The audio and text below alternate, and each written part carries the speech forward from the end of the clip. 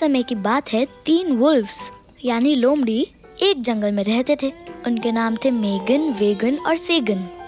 ये तीनों बचपन से साथ रहते थे और इन तीनों में काफी गहरी दोस्ती थी, पर ये सिर्फ एक दूसरे के लिए ही अच्छे थे।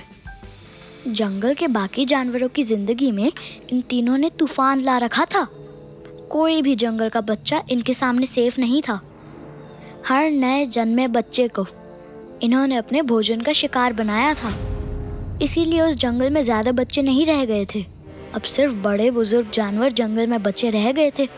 धीरे धीरे लोमड़ियों ने अपनी भूख मिटाने के लिए बुजुर्ग जानवरों को भी अपना शिकार बनाना शुरू कर दिया। जो ताकतवर जानवर थे वो लड़कर अपनी जान बचा लेते थे, और जो समझदार थे वो अपनी सूझबूझ से उनके बनाए हुए जाल में फंसने से बच जाते थे।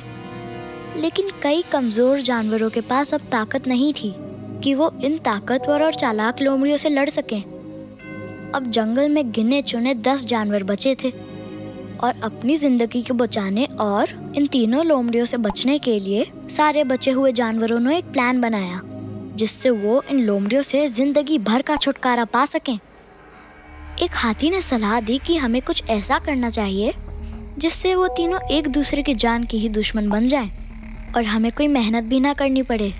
3 ताकतवर लोमड़ियों का इलाज अब हमें दिमाग और चालाकी से करना होगा। ये सुन के एक बूढ़े और समझदार खरगोश ने सुझाव दिया कि हम हर एक लोमड़ी के पास एक संदेश पहुंचाएंगे। पुराने बुजुर्गों का आशीर्वाद है, और जो भी उस खून को पिएगा वो ताकतवर और बहुत ही शक्तिशाली बन जाएगा। उन्हें जीवन में कभी कोई हरा नहीं पाएगा। खरगोश का ये सुझाव सभी जानवरों को बहुत अच्छा लगा।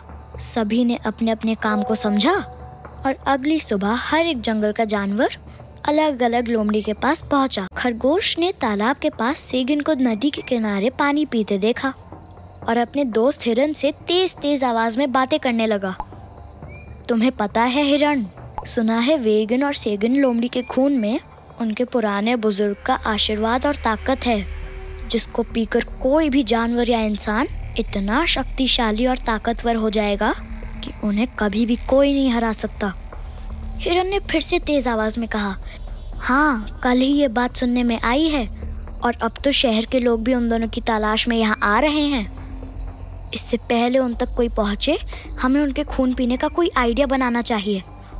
ये सुनकर सेगन चौंक गया, और वो वहाँ से भागता हुआ निकला और सोचा कि अगर यही बात है तो मैं अपने दोस्तों को मारकर उनका खून पीऊंगा।